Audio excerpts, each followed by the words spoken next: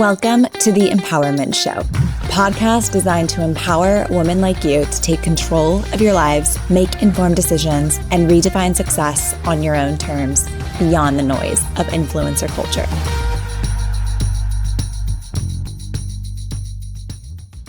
Hello, everyone.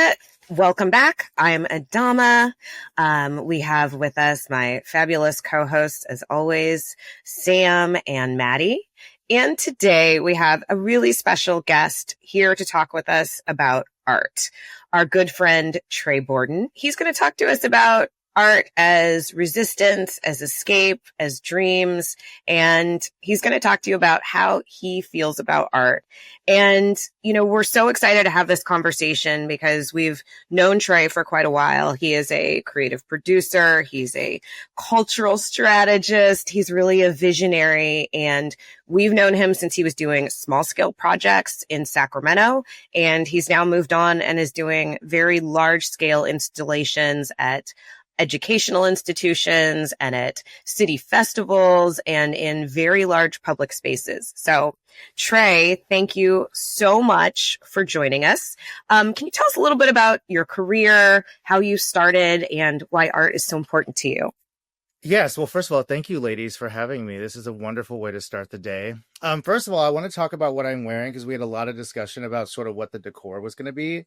Yeah. And so please give it a very detailed up for the dress, as they say. Yes. So I just want to give a little plug. So, you know, speaking of artists, this is a fashion designer named Patrick Kelly. And he's pointing at his shirt, by the way, if you're just listening to us. Yeah. So I'm wearing a shirt right now which depicts like sort of a Mona Lisa, but the Mona Lisa is replaced by a black man who is Patrick Kelly. It's one of his more famous sort of ready-to-wear pieces. And he was a gay black man from Mississippi who became the first American designer, not the first black designer, first American designer to show in Paris. This is in the 80s. So his trajectory from Jackson, Mississippi, all the way to sort of like the highest levels of European fashion is fascinating.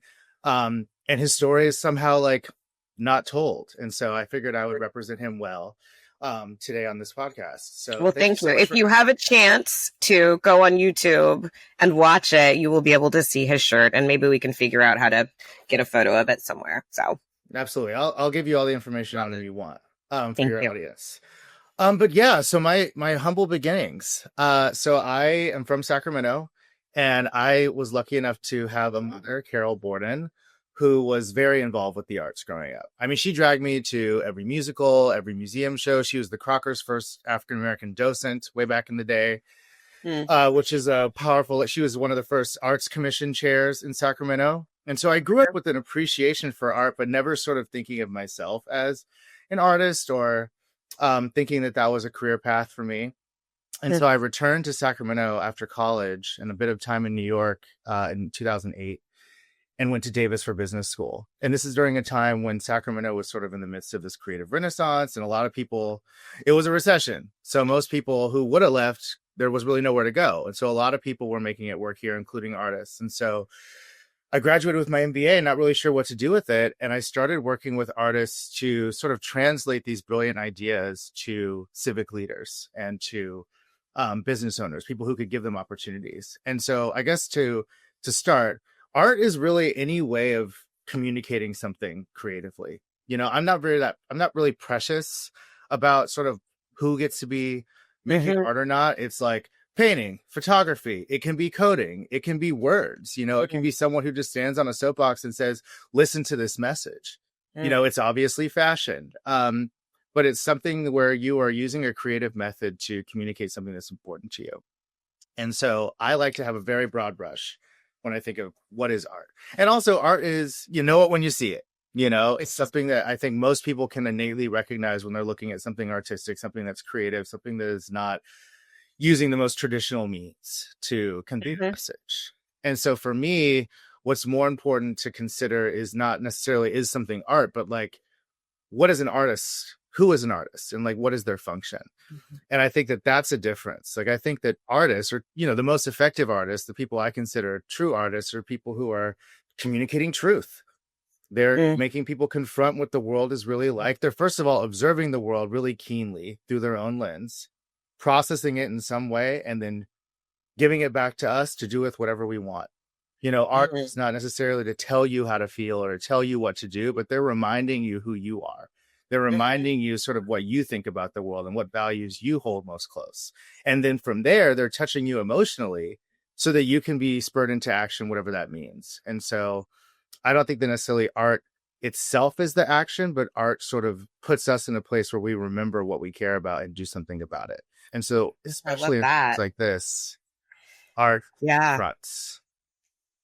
So that's interesting. Do you see artists' roles changing then as, you know, we're in a very different time, right? Than even you mentioned 2008, the recession, you know, we're post COVID, or I mean, we're still in COVID, I think, but you know, we are like post pandemic, and you know, now we're in a kind of a place of just really rapidly shifting geopolitical tides. Do you see art evolving? Do you see artists evolving? Do you see them telling a different story than maybe they were in 2008? How are you kind of seeing artists evolve, art and artists? Well, I think that the artists and artwork reflect the times they live in. So as the sort of world changes, so does the art that gets made, and so do the people who sort of want to claim that identity.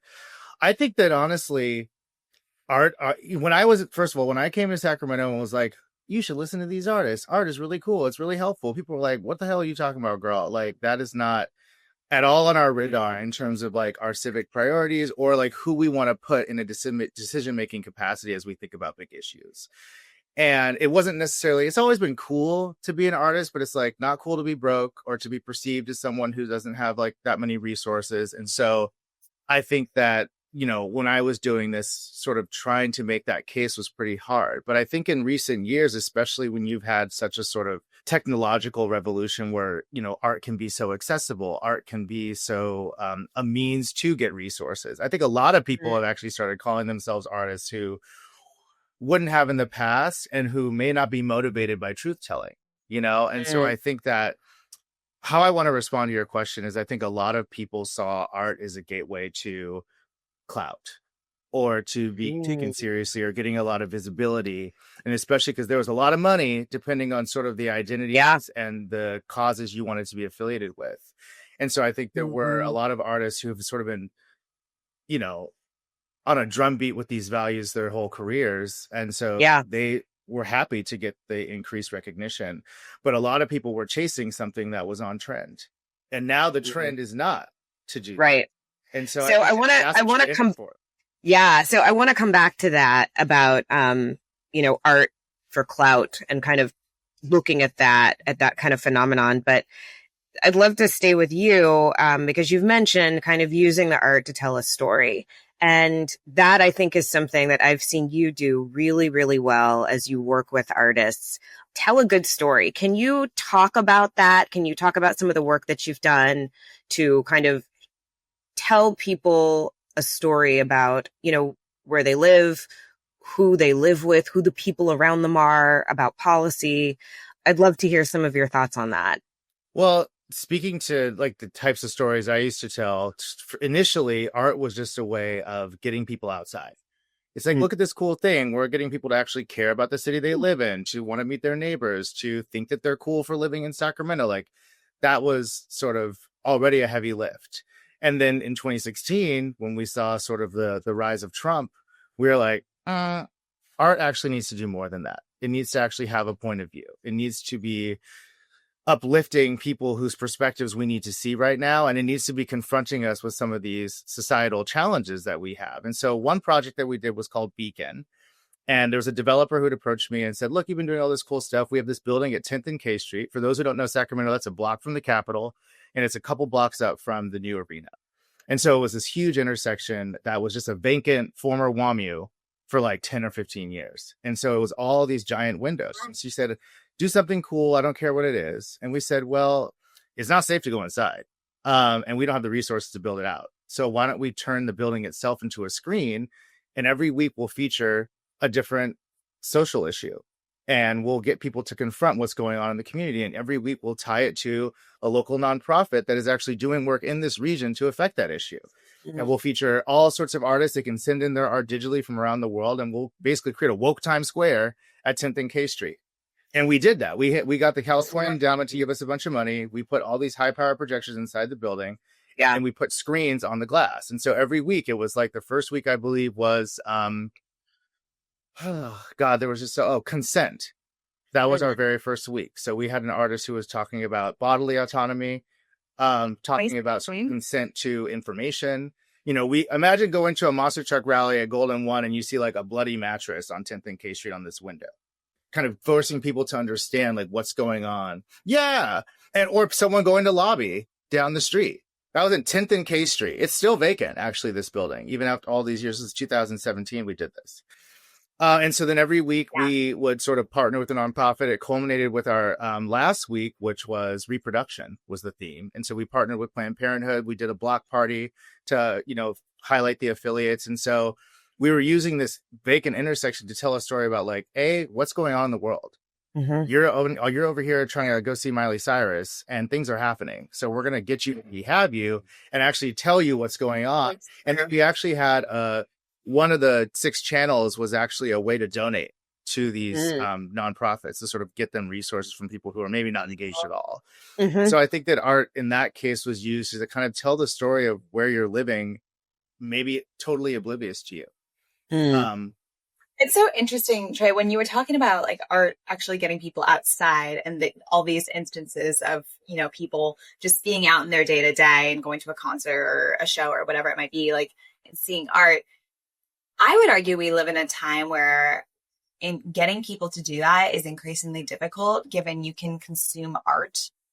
And I'm putting air quotes around that for listeners on these things. And like now the lines between somebody who's just an influencer and an artist, I think, are really blurry. And so I'd love your perspective on that in terms of like how art is understood and maybe misunderstood and underappreciated nowadays, given the proliferation of these new media platforms, because people are not like going outside and engaging with the world as much as they once did. Right. I mean, you know, the couch beckons, you know, so it's like people's inertia is super high. Like you really have to give people a good reason to leave their comfort zone. And the world is a scary place, scarier than ever in some cases. And so I think that the bar has been risen in terms of like what's going to get people to come out and really engage, especially to your point, they can just get their phone out. They want to see some art. They want to see some cool stuff. They can just scroll into infinity. Mm-hmm. And so I think that, you know, for artists that actually want people to sort of physically engage, I think that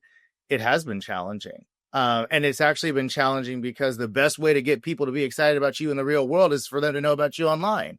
And so there's this real tension between I'm here focusing on my practice and sort of making cool stuff and birthing it to the world. But the only way that people are going to know about it is if somehow it has a huge digital presence. And so I think that that's challenging. And for us, it's been challenging because sometimes you're spending so much time doing the things, you don't have time to have a whole arm of promotion and sort of videography and photography that proceeds concurrently and post your project. And so I think that that's, you know, somewhere, you know, where we come in is, you know, art makers, but also art producers is sort of saying, hey, this needs to exist and be compelling in the real world, but it also needs to exist in these places where people spend most of their time. And that's challenging. But I do think that more than ever, we need it. Yeah. And I think a lot of people are now recognizing that, like, you know, Nirvana is not coming from these platforms anytime soon. And so you actually do need to go touch grass. You do need to go and connect with real people around things you care about. And I think the isolation that the internet offers, despite the comforts and despite access to all of these things, is coming with real drawbacks. And I think artists are maybe some of the few people who can make the case to like actually get your ass outside. I moved to Sacramento in 2002, and I did not want to move to Sacramento. I was real mad about it from the Bay. And there was nothing there, I felt like, that was culture, that was community, that was anything. And now I think people coming into Sacramento have this sense of, oh, there's wide open walls. You have all of these great art installations. And so we've sort of become known as a place that has those. But I remember watching you do so many of these things over the years. It was not kind of a thing we were known for. It's a thing we're known for because of you and people like you who are working with you to bring these type of projects to the city. And now it's just sort of synonymous with Sacramento. And so I wanted to acknowledge that I feel like the personality of the community has changed because of that work in a way that felt very organic over time, and people just appreciate that it is. But it's certainly, to your point, Totally agree. Not in 2008, not even in 2015. So thank you. They were not big public sculptures. Agreed. Thank you, Tré. Agreed. They were not big public sculptures. They were not big pieces of beautiful murals, things like that. Like, I feel like, where's it, R Street, that has like all of the mural? I mean, like, those things did not exist in Sacramento. And it feels like it came at the right time with also like the renaissance around food, around farm to table. Like there was a very like organic movement of like very Sacramento art. Cause I think food is art in a way as well. Right. And there's then some of the people who are doing some of the farm to table stuff in Sacramento, it's incredible. Right.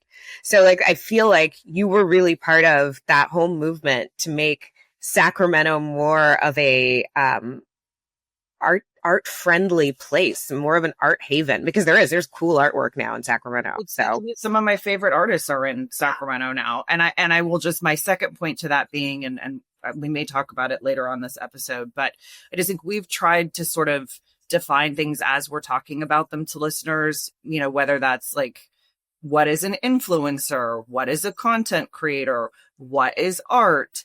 And, when is AI appropriate, et cetera. And I think one of the points that you sort of touched at adjacently is that there's so much work that goes into not only making the art so that you've observed something, you've created it, you're sharing it, you want people to respond to it, that it is so disappointing when you can also look at something and tell what's not art, right? I think this is why sometimes you see AI art online, or maybe an influencer who's sort of like popping into trend, or, someone who's appropriating another culture and trying to use it as art.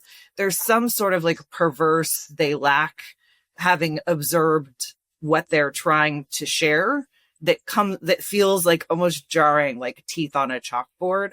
And when you have people that are out doing the work, that are creating the art, compared to that, like it is really frustrating and offensive. And I think people who aren't artists don't see the difference, right? Like, what's the difference between this and that? And I guess just curious, your thoughts on kind of one of those sort of more influencer, commodified versions versus the people that are actually doing the work. How do we find more of these people and elevate them? Well, I think you're talking about authenticity. Like when you have a lived experience that you're sort of using to shape your worldview and then sharing that with people, it's very different when someone sort of co-ops that with very little context to get people who also have less context to experience, and I think that, that's sort of like what a lot of people have seen, and it's hard, right? Because some people are doing things very superficially in terms of like their engagement. So they don't actually they actually aren't digging deeper about sort of like who made it or what it's really about. I mean, because that's a hard thing. It's a hard thing to do. And I think that, but yet I think that people actually, the emotional impact is not as much, right? Like someone can't do you better than you. Right. So like what we tell artists is like, look, the best thing, I mean, it's different when it's cultural appropriation because like, when Black people do it, it's ghetto. When white girls do it, it's aspirational. Like we all know sort of like that how that works. And I mean, if the Kardashians your bag, then like you were never going to be into me anyways, So like I think that artists need to understand that they need to do that. You can't be that concerned about who's mimicking and who's satisfied with like very little nourishment. You're interested in people who want nourishment. And so give them that. And then people can chase that who know the difference. And you can tell when people are really engaged and when people have a sense of community around what they're doing and where they're going, and people who don't. And I think in this time where people are so desperate for real community and nourishment, you're going to know when you're starving. Hopefully, I mean, the fear around AI is that people actually will start mistaking like, superficial for nourishment. But I think that most human beings can tell when they're in desperate need of real connection and desperate need of real substance. And so I love that. I think we are really at that time though, or like on the cusp of that starvation as a society. And, we love to talk about like toxic trends on this show and connect, like political issues to like cultural and societal trends. And, just like when you think about, all these media platforms I was talking about earlier, especially TikTok, like all these influencers and content creators are copying each other and like repurposing, audio or like memes or whatever it might be to go viral and therefore be able to accumulate more followers and keep like it. Then, you just repeat, right? Rinse, repeat. And I am so tired of just seeing like the same thing over and over again from people who are not adding any authenticity, as you mentioned, and ingenuity to this content. And I think we are as a society, because of the proliferation of this new creator economy, actually starving for what you were just describing. And I'm curious, are you concerned about the influence of these platforms and how they are shaping the discourse and, thought process around art? Or do you think that they could be a positive force for artists? Like, what's your take on this? I mean, it's very complicated, right? Because for many artists, these platforms have actually presented an opportunity to reach many more millions of people than they ordinarily would. I mean, even, for example, like very true. For a muralist, I don't care if your mural is in the most busy part of town in Los Angeles, where I now live. Only so many people are going to experience it. Versus if it goes viral online, it's going to go to places in LA, right, for instance, And so I do think that there are ways that it has enabled artists to reach people, and that's undeniable. But I do think, of course, these platforms are dangerous. They're run by people who don't care about human beings. You know? I mean, you have to think about sort of what the priorities of these platforms are. They are to take over as much as your mind in as many seconds of your day as they possibly can. That is literally the metric. Mm-hmm. And so they will do anything that prioritizes that, including over your own health, your own sanity, your own access to real information. So I just think that you have to understand, like, you have to have intentions behind how you use these platforms. You can't be like, I'm on Instagram because it cares about me. Like, that's not right. Instagram does not care about you. If you say, I want to use Instagram because I'm looking for several artists to engage in this project, or I'm looking to connect with my friends who don't live here, and that's what I use it for, it is a tool, then I think that you can use it healthily and productively. But I think that what you're talking about, Maddie, is that people are just thinking that this is home. People are thinking that this is the real world. This is information. Yeah. Yeah, this is information that I can sort of ingest without internalize. And my partner Jason, his daughter is, we're about to, after this recording, I'm going up to Berkeley and moving her into her housing for her sophomore year at UC Berkeley. And when you look at this age group, holla bears. When you look at this age group and how they have sort of, they're native to this. Like you guys shared your ages. I'm almost 41. And it's like, I remember when, you were playing kickball because it was the option, it wasn't about all these things, And so I could engage with these. I'm even as a 30-year-old, I remember that. Like there was a day before, where outside was a thing, and so we have that foundation. And even though many of us are now addicted and abusing these platforms, we at least are doing it on top of something real. These kids are like, this is like, some of these kids, they're about to enter freshman year of high school, and then they had to go to lockdown, which is a year when you like learn how to make friends and be awkward, like it is such a pivotal time to know who you are and how to navigate the world. And they were robbed of that. And like, we still haven't reckoned with like the long-term ramifications of that. No. And so I think that for these youth, we really have to, and but these youth are also the ones getting film cameras. And, there is like this there is this yearning for a time where connectivity and in-person interactions. And I do think that art is part of that. Yeah. Artists are the ones who are sort of calling out these platforms most vocally. They're biting the hand that feeds them more than anyone else seems to be willing to. Right. And so I think that artists, if you think of them as truth tellers, like they're going to be the ones who are being vocal around sort of the danger, even when it seems to benefit them to keep quiet. And so I think that is something interesting. Yeah. So let's talk about kind of what we're seeing right now. And, you've talked about how powerful storytelling can be. Obviously, there are powers that be. We're in a very different time right now. Things are very much ratcheting down the Trump administration is very much trying to take control of multiple narratives, everything from the press to, putting pressure on universities about what they teach. And then we also see things like defunding the arts, right? Trying to fire everybody on the Kennedy Center board, installing his own people, erasing the Kennedy name even, and trying to put his wife's name on it. And I mean, trying to get the rose garden treatment over there. And my God, if the rose garden doesn't look like, I won't even go. Of course not. Be in DC. No. So have a golden ball. So what?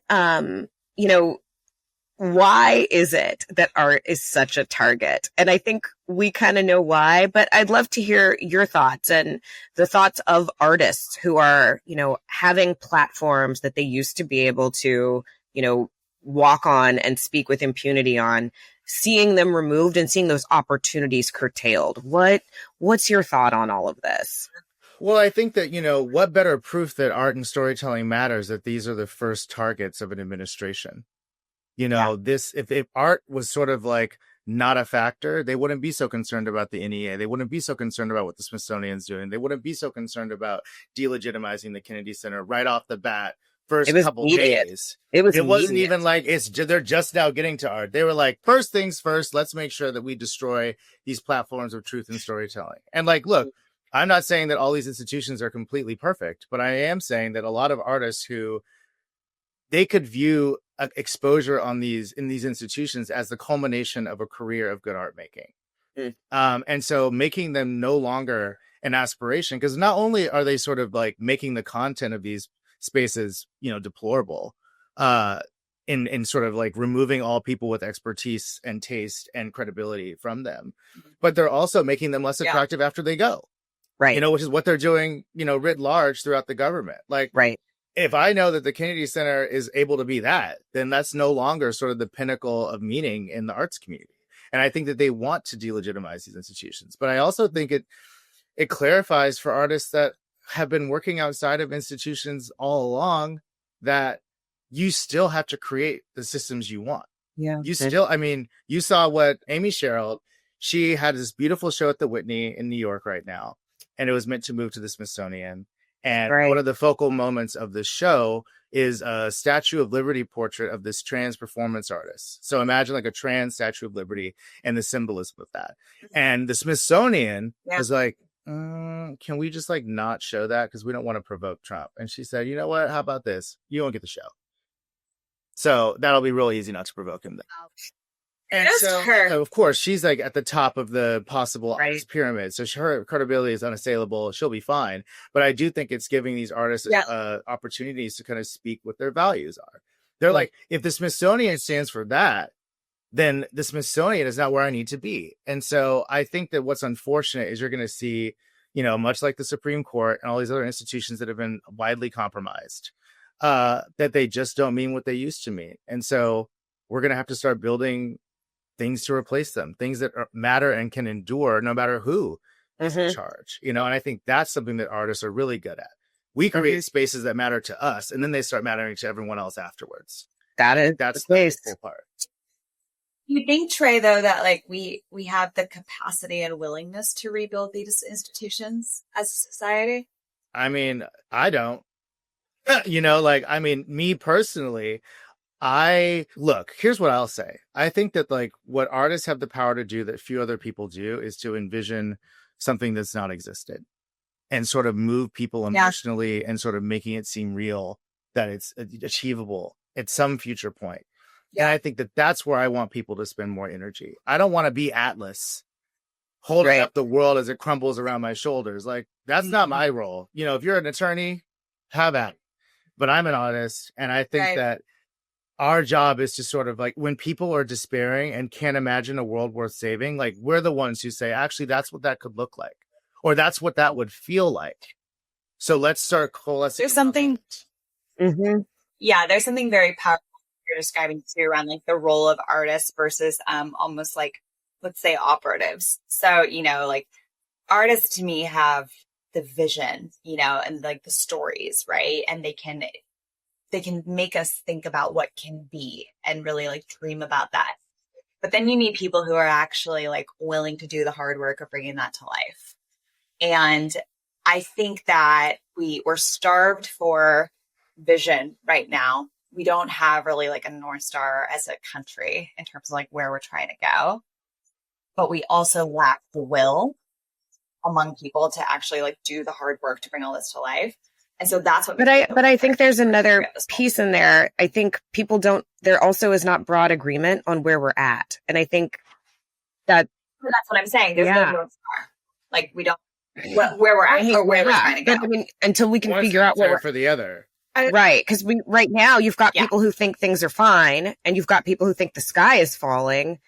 And there is no cohesive story about what is actually happening in the US. Everybody thinks they understand or they have a piece of it. And we definitely could use help conceptualizing. And that's why it is, I think, so distressing to see people like Colbert, being deplatformed. It's very distressing to see people, even like an Amy Sherwood, say, you know what, I'm not showing there, right? Yeah. Because it continues to just destabilize. Well, and I think there's something that we say this a lot in politics, but it's also true in the art community, right? We'll say like, that's not actually going to change the needle. That's not policy making. That's just performative politics, right? And there are people who are sort of doing the performance of creating art and building community, just like there are people who are in the performance of doing politics, right? Or in the performance of critiquing politics. And we have so many of those, either just because it's sort of like only a vapid level of depth on the influencer side, or because it's intentional, right? Because we are taking out the Colberts and putting in people that are not going to be so effective at the sharp tongue criticism of people that are in power at the moment. I think you have this sort of like pervasiveness of, to your earlier word, Tré, like just inauthenticity that makes it difficult to even parse out what is where. Well, I think that they're, bringing it back to sort of how our work has evolved a little bit. I mean, there are people who are certain about where we are. There are people who have made it their business to sort of understand history and to understand sort of how to make that history accessible in ways that people actually want to experience it, And so I think what we've been doing in recent years is working with foundations to arm their grantees and people who are actually like in the real world, doing real work, moving the needle on these issues, whether they're connected to the highest reaches of power or not, and giving them access to artistic strategies and artists and storytelling, in this environment where no matter what you're doing, if no one sees it, it limits the sort of effectiveness. Like, how can they get the tools that matter today to expose the work they're doing in the real world? And I think that that's sort of what's grounding us. It's like, not everyone needs to be an artist, but everyone needs to sort of have artistic methods and strategies to uplift their work and build real community and to give people a new entry point into these conversations. I think that a lot of people are very savvy about sort of like what reads as authentic and also what reads as innovative, and people don't want to see the same sort of methods that we've seen over the past, several decades. They don't want to see the same pandering, to people's sort of emotions and superficial understandings. And one thing I will say about these young people is, and even Maddie, to your point, like they're the ones who are like, why aren't you quote? Why aren't you reference? Why aren't you tag the original artist? Like there is some growing awareness of like these exploitative methods. And so I think that people are actually desperately seeking people who understand that authentically and people who sort of are not caught up in this kind of exploitative model and the superficial model of performance versus action. And so marrying action and these creative methods, I think, is the real sweet spot. One example is the EJI initiative. This is Brian Stevens' organization out of Alabama. For years, he was just going into courtrooms and defending. Can you talk a little bit about it? Because in case you have not read the book or seen the movie Yeah. So Brian Stevens is a civil rights attorney and runs the EJI initiative, Equal Justice Initiative. And that was initially an initiative that focused on sort of exonerating people who are innocent on death row. And so he was spending a lot of time in courtrooms up and down the country, just sort of making these cases one by one. And, they had a lot of success.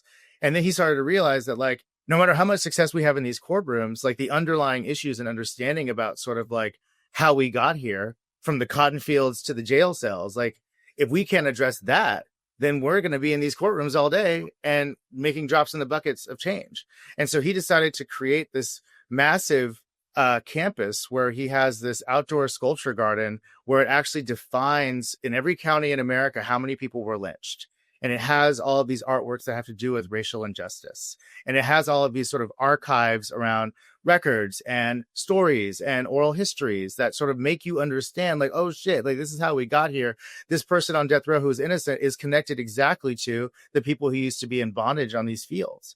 And so like the pivot towards storytelling and having an emotional way of communicating this issue has made their organization much and having a movie starring Michael B. Jordan, you know, like that's an art. That's well, but I'm saying like that's an artwork, right? He's like, instead of just having a ton of lawyers and getting funding for that, how about we get the Ford Foundation and other people to actually produce a movie so that many more people can access it the way they're used to accessing information. And by the way, if you ever want to read the book, I think the book is called Just Mercy 2. It is relatively short read, and it is one of the most like gut wrenching things you will ever read. It's fantastic. But like visiting a sculpture garden, watching a movie or reading a book are very different than like reading court records, sort of policy papers. And so like what I'm trying to say is that these organizations that are doing like what his work was, he was doing amazing work. But now that he's a storyteller and is using art to sort of tell the narrative, to change the narrative, it has a whole scale of reach, of impact. That I think is what is, those are the types of examples. And that's the sort of work we've shifted into. It's like, how do we not just make our little thing outside and hope people see it, but how do we sort of work with organizations that are already making change and just amplify what they're doing and bring more people into it? Can you talk about some of the projects that you're working on and some of the things that you're doing, some of the stories you're telling? Because I think our listeners would absolutely love to hear about it.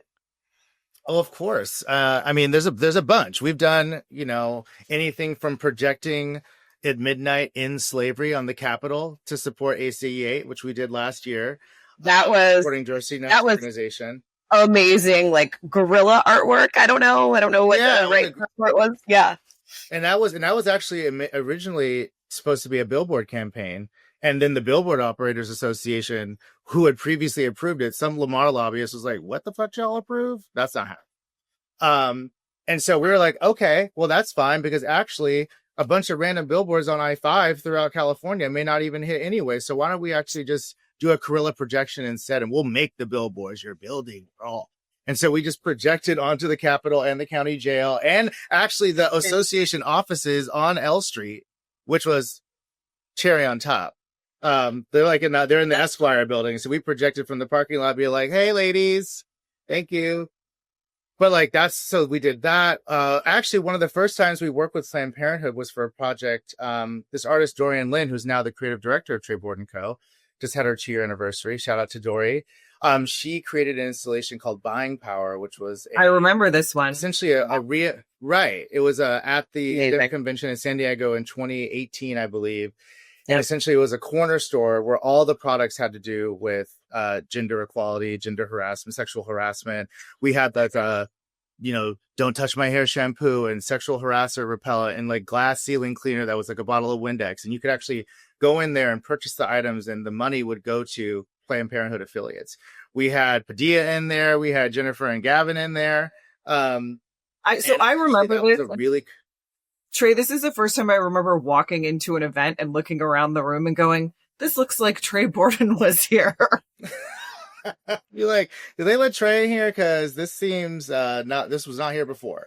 It was great. I mean, and it was a great way to get people to open their pocketbooks too. Yeah, because it was. I remember running in there. I was with Hala from, our friend Hala from San Francisco. Mm-hmm. I remember her and I were running in there. We were like, this is incredible. I want consent. I want, I want all these things. And this is right after your letter, right? So this is a very topical, it was very topical, but it was also a very touchy subject to sort of get people to engage with, especially in that context. These are people running, they're trying to get delegate support. And they were still losing legislators out of the legislature at this point. They were still trying to rewrite all of the rules for the codes of conduct for the California Democratic Party. I mean, there was still so much conversation about Me Too. It was the conversation. Yeah, and so for you guys to drop this in the middle of DEM convention and be like, yeah, we're still talking about this. Right. It was, and we were just fighting with amazing. People to like acknowledge that we needed a safety plan and a hotline for people to call if there was an incident. So it was sort of validating to be like, all right, like people are pushing from all angles.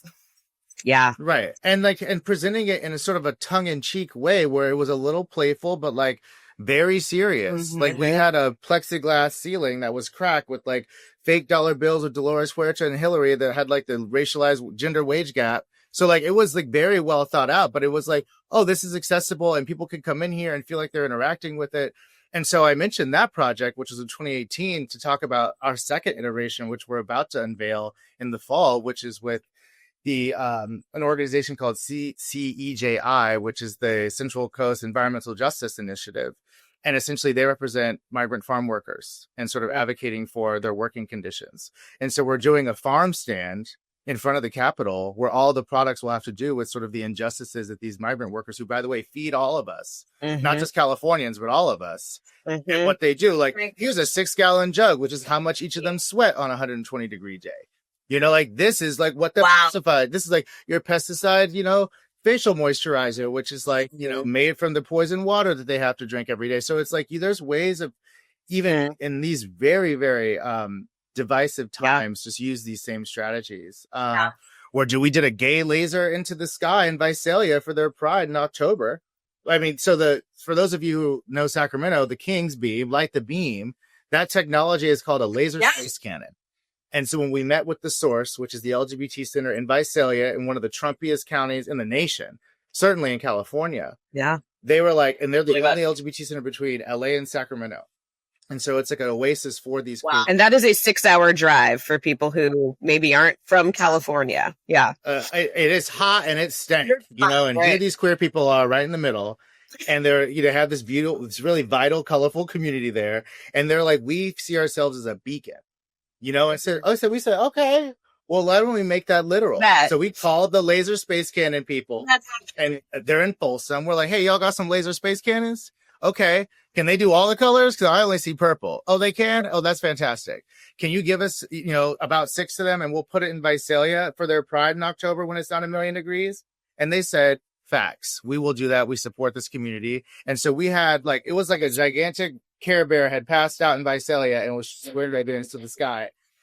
And it was incredible because you could see it from 15 miles away. And then, oh my God, we have I will send them to you. There's video as well, but it's like, I love it. Yeah. And I'm losing it at laser space cannons. Yeah. I mean, imagine having to explain this technology to anyways, but the Visalia is this place where they're like, nothing happens here. We had people coming out the freeway who didn't even live in Visalia, who weren't even queer, just being like, is something happening in Visalia? We're like, yes, it is. It's gay. Something happens in Visalia. And so imagine just how much attention it got just on that fact, let alone the fact that it was centering and visibilizing this community that was under threat. On their pride celebration, there was a Trump rally around the minor league baseball team where the pride was. And so it's these sorts of strategies make such an enormous impact. And the tears and the way people felt seen, the way that these two co-founders were like, what would I have done as a kid looking out my window at night and seeing this somewhere in my city? That did way more than any amount of pamphlets or policy papers or even or marches or marches. Yeah. So you really have to evolve with what is going to puncture this sort of jaded outlook that a lot of us have, that nothing can happen, nothing can matter, and sort of whatever, everything's fake. Not everything is fake. This is actually so encouraging. I feel like, we are beat down because to your point, some of us do know where we are today, right? And some of us are really, really frightened about watching institutions crumble, watching rights be quickly rolled back. We're barely 8 months, 7 months into this administration.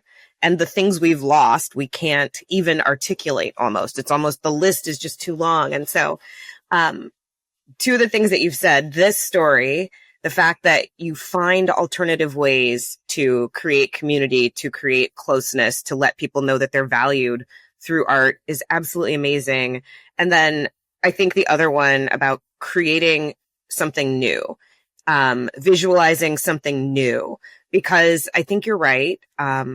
Unfortunately, I think a lot of these institutions, like the Kennedy Center, might be done, right? Well, it might not be a place that artists ever feel comfortable going back to. I don't know. I hope it's not. I feel like a lot of our institutions, right? Like a lot of government agencies, who's going to want to go work at the Department of Education again? If this is what happens, who's going to want to work on whatever new budget if there is a Democratic president and he does an American Jobs Act again? If it's only going to end up in 5 years when there's a Republican president that it gets cut and so your job is gone, who's ever going to want to work on green projects again? Mm-hmm. So figuring out what those new institutions look like, or what those new bodies are that we look to try to find purpose, I think that is so incredibly important. And having this discussion like makes me feel like, okay, it's possible. Like we maybe can get to the other side of this. Yeah. Well, like how we reconstitute them, you know? Yeah. They can't look like what they used to look like. That is for sure. That's so the one thing I think that is a really big opportunity. And this is actually why I always encourage these institutions to ask the artists, you know, don't just sort of have the policy money sort of admin people decide what is great and then sort of sprinkle some artists onto the last committee to sort of get a rubber stamp. Like, what would make it meaningful to someone to be part of the Kennedy Center after this period of tumultuousness and discrediting? I think that's the question that needs to be asked. And there's a lot of people who I think would be very, very good at saying, here's what a new institution or a changed institution looks like that is even more credible than the old one. That's the question, not how we get it back to where it was. And we also, when we were having the prep conversation, you mentioned that, you know, as you're talking to Democrats, because we do not give anybody a pass, that, you know, even as you're talking to Democrats, you're having to remind them, like, you weren't always above board on this stuff. You're crying now about the Kennedy Center going away, but you were defunding artists before this, right? And having to, I mean, having to hold people's feet to the fire and remind them that, yeah, maybe this administration came in and with the coup de grace and like shut everything down, but like you had these people under the gun anyway. Yeah. I mean, like this is Trump, you know, just got into office. The whole year before that, we had artists that were speaking out around human rights violations in Gaza that were getting their shows snatched, that were having their professorships and fellowships questioned, getting their resources taken away, being just like told to shut up explicitly by progressives, by institutions that would define themselves as being liberal and democratically controlled. And so we weakened our own trust within our own communities leading up to Trump, who just sort of like gave it the last little knock. And so I think before we, you know, it's right to criticize what Trump and his administration are doing, of course, but that criticism rings hollow when you're not willing to criticize and own up to the things that you've done. And so that's sort of like what I would tell Democrats to do. It's like, let's get real about the things that we've been falling short on and the ways that we've been taking people for granted and the ways that we've not been living up to the values that we say are the reason people should cling to us. That is not hitting, you know? There's not a lot of self-reflection going on. Like, I heard that the DNC apparently didn't want to do a postmortem on the Kamala Harris campaign and sort of understand like what went wrong there. They just wanted to shift focus to 2028 and move on without really thinking through things that could have gone better. No, it's just a bunch of Spider-Men pointing at each other at that point. They're like, what's the point? Well, and Spider-Man is totally right, because you have, whether it's the range of, especially in California, we have 100 types of Democrats at this point in Democratic leadership. You have the Republicans, and you have this sort of like farcical conversation that never really gets at the meat of what is going on. And I wrote it down because it just was so succinct, and I feel like I need to attribute to you and start saying it in political conversations. But not everything is fake.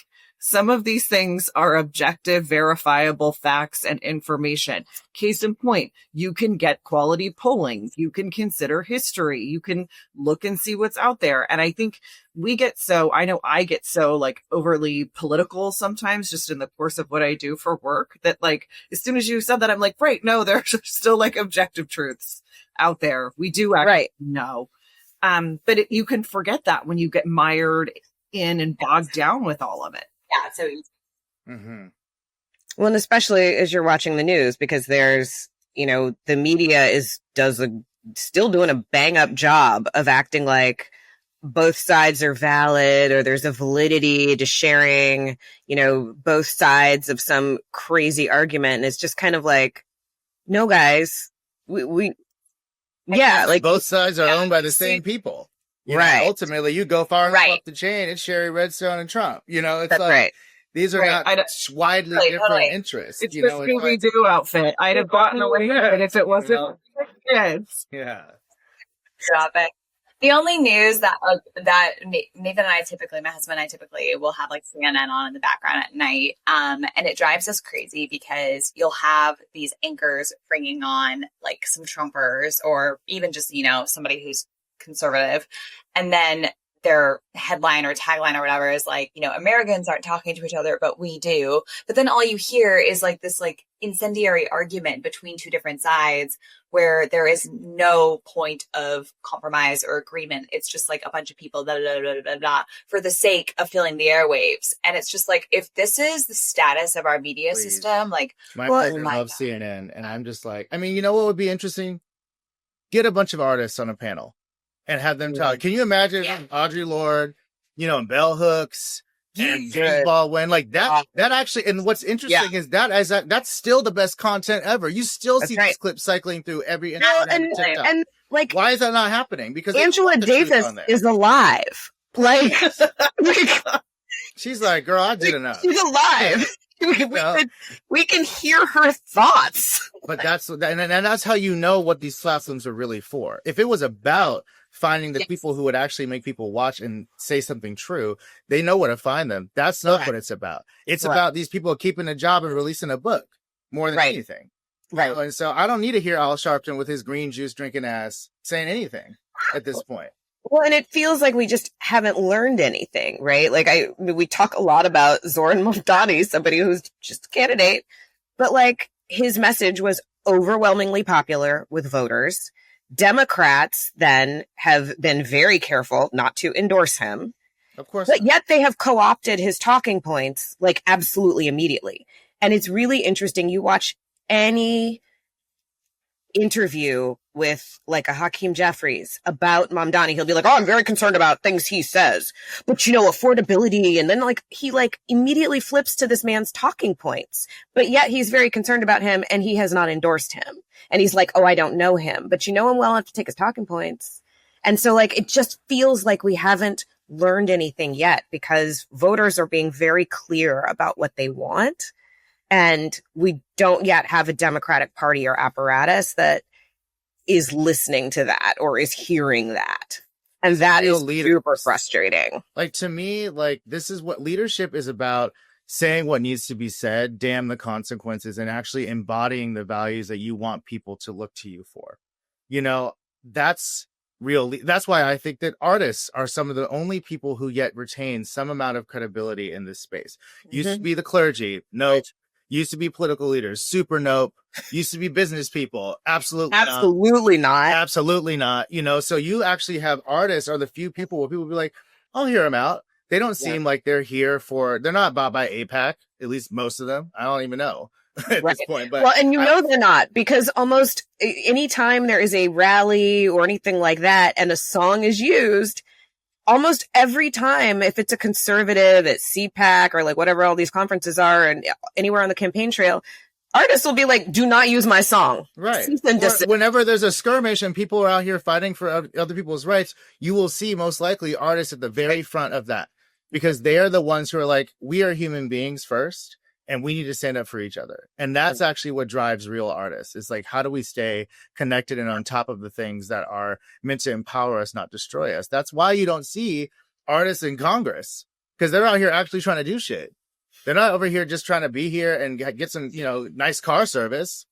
I would rather deal with this. I say this all the time in LA. I was like, honestly, I meet some producers and people in LA and they're like, honestly, I like money and hookers and cocaine. I'm like, you know what? I like the honesty. I'd much rather that than a senator who's about that same life, but acts like he's here for us. And that's what we have. We do. That's what we have. We have a bunch of people who are just like, this is my con to get that same life. I just don't know how to sell it the way the producer in LA does. And I'm like, that's not leadership. Well, and the wild thing too is that you not only do you have people who are pretending that that's not the life they lead, but they are pontificating about how we should live more pure lives. People can't see through it. People are too savvy for it. That's what Hakeem, you with the Louisville Slugger, it ain't hitting. You know, like there's no people are too sophisticated. These platforms have made people understand what is authentic and what is not authentic. And like the jig is up, homie. Zoran won without any of y'all's support.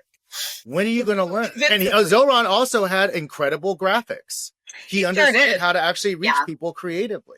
He had art in his campaign. He had art. And he had artists. He had artists behind him who were like vouching for him. And I would much rather have an artist who says vote for him than someone who says vote for Cuomo. I would rather have an artist than Bill Clinton. Are you kidding me? Well, absolutely. Yeah. And to your point about authenticity too, I think, you know, like one of the many reasons that he's resonating is because he's leading a campaign that truly does represent and embody him. Like there's no guessing around like who he is, what he envisions, what he wants, because it is coming through so clearly in the way that he has both engaged with the community, like from storytelling perspective, but also to your point, from a visual perspective, because they were out there, like they were on the streets doing these like interviews on TikTok, and then they were posting all these interesting like memes and graphics, but it was real, and it wasn't this bullshit. The campaign ads were incredible. Right, he's jumping into the sea. You know? I mean, like he's doing things that like he's using the sort of ways that people engage with these platforms, but using it to say something real, and it really was effective. And like, I have artists who did 100 hours in the heat.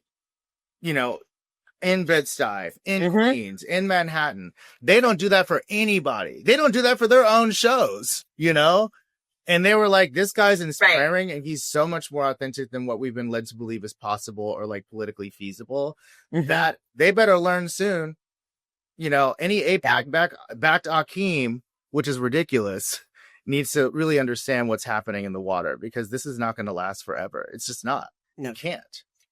Well, and to your point about the platforms, you know, towards the beginning too, knowing that they don't care about you, and his campaign team knew that. They knew that they do not care about any of the values he espouses or any of the agenda items he wants to achieve. But they also knew this is a distribution channel. Absolutely. And what will the algorithm reward? Exactly. Perfectly played. So anyway, I know we're coming up to the end of this conversation, but Adama, should we talk about like empowerment moment? My God, I feel like I know you'll have to come back. You'll have to come back as things progress. I mean, I think anytime having the artist viewpoint is critical. Well, I'd love to hear, like, is there anybody who's doing artwork that you are super excited about right now? Anything that you're seeing out there that you think our listeners should just, you know, give a quick Google or check out their Instagram, anything interesting out there? And then anything you want to share about what you're working on that people should, you know that's on the horizon or be aware of. Well, in terms of institutions, I think that one glimmer of light is the Studio Museum in Harlem. They have finally they've been closed the last several years. And actually because of that, they probably avoided a bunch of the controversies and defundings that have been characterizing this era. But they're finally about to open a building that they own on 100, you know, in the center of Harlem where they've always been based, and it's November 11th. So check out their Instagram, it's the Studio Museum of Harlem. They're doing some, you know, it's a center of Black thought and history and culture. Are you coming to town for this? You know I am. Okay. So, all right. We'll definitely be there in the vicinity. They're doing incredible work. There's an artist, Lauren Halsey in LA, who is from South LA, went to Yale, is like one of the most blue chip artists around, but has actually been funneling her many, many resources from her art sales into a community center called Summer Everything. That's THANG thing. And she was literally feeding people during the pandemic food boxes. She's doing worker training. And she's an example of sort of like, there is no difference between an artistic practice and a community practice, if that's how you decide to do it. And so she's building a gigantic installation that's going to be in her neighborhood that will open in the spring. I'm on a board called Land in Los Angeles. It's the LA Nomadic Division. They're essentially a Tre Borden Co., but a nonprofit. They produce site-specific works all over LA that are free and accessible to the public. And we're the sort of presenting producer for that project. So look forward to that. It's called Sister Dreamer.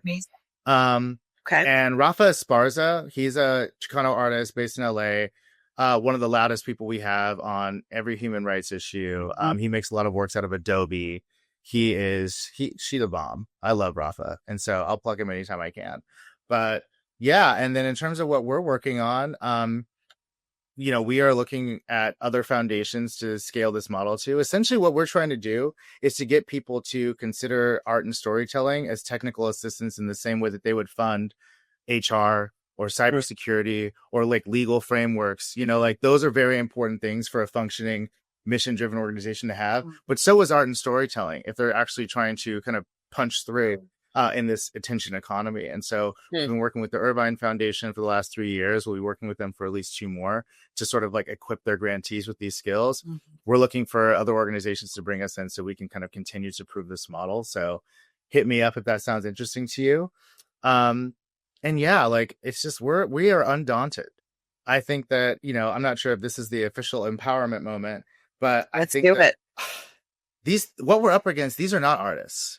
These are not creative thinkers. And you have to kind of work to your strengths. Like these are people who do not know how to visualize a future that includes anyone but them.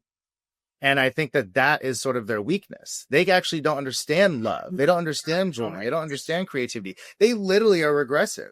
MAGA is literally about going back to a past that never existed for anyone. That's right. And so I think that like their blind spot is creativity and artistry and truth. And so like this is the time to be as loud about that as possible. They do not understand how an community artist thinks. I think that's they right. Don't understand community. And so like don't try and out racist Trump. That's not the strategy. Try and out creative, try and out love, try and actually provide some joy for your people.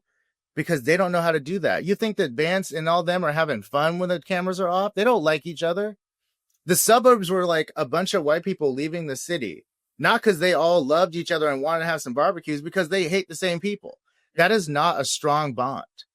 Love is a strong bond. And that's what artists understand. So we create love over here and we create fun. And I've been in all these archives the last few months trying to ground myself in the history of people who've been way more oppressed and yet still had families, still laughed, still had parties, still made things happen with way less resources than we have now. Like they don't understand how to do that. And so like, that's where I would say to center yourself in like the ancestors and the people who did so much with so little so that you could do even more with more and don't stop worrying about what they're doing. I think that is sort of the power. That's why they call the cops whenever we have a party, because they don't understand how we can still be having fun, all the oppression they done given us. They're like, how are y'all still laughing and fly after all this, after the slavery and everything? They're still having functions. Y'all still having more fun than we are. They can't stand it. And the thing is, people want to run to something. And so we just have to do what we do best, which is like persevere, be fly, provide joy, take care of our families and our communities better than anyone ever else has. And then that will attract the people who are down with that. Let's give them this. Let's model. Thank you, Tré. Thank you. This conversation, honestly, I know at the beginning we were like, okay, do we have the North Star? Do we have the ability to execute anything? And, I feel like we kind of agreed no. But like, Tré, based on what you just said, I would argue that you are actually way more optimistic about the future than you let on initially. Because if people can still continue to come together and create community and hold space for loving one another in the way you're describing, then I can do. We've always done it. People were in the worst circumstances possible, finding community and love in the fields. If we can't figure it out and we got Instagram, then like, I don't know sort of like what we're able to do. And then for your audience, because, this is a female empowerment audience and message. First of all, what you guys have created is so wonderful. And I'm so glad, eat your heart out, Gavin. This is a real podcast. But I think that this is also a time for spirituality. And I don't mean the church necessarily, but like, this is a time to get on your witch shit. you know, whatever spells, whatever sort of astral magic, whatever bruja, like anything that you got to kind of serve as protection and inspiration, channel that. One thing that we're looking at is an administration and group of people that is spiritually bereft, unequivocally. All they do is give spiritually bereft. And so the more we can tap into like the higher power and other side, there's a lot of people who are over there working for us. We just got to channel that as much as possible because they are not over there. They're over here. So if I could just like shout out to my brujas, get on it, stay on it. I love it. I love it. Well, thank you so much, Tré, for bringing us back around to a hopeful mental state. And no one better than an artist to shed some truths, open some eyes, give a little bit of encouragement. So thank you so much. We will make sure that we add in some of the information that you've given us so that you guys can see some of Tré's installations. I can tell you they are absolutely incredible. So thank you, Tré. Thank you for all the work you're doing. It's been a pleasure having you and talking to you today. All right, everybody. We'll see you next time. Bye. Bye, everyone.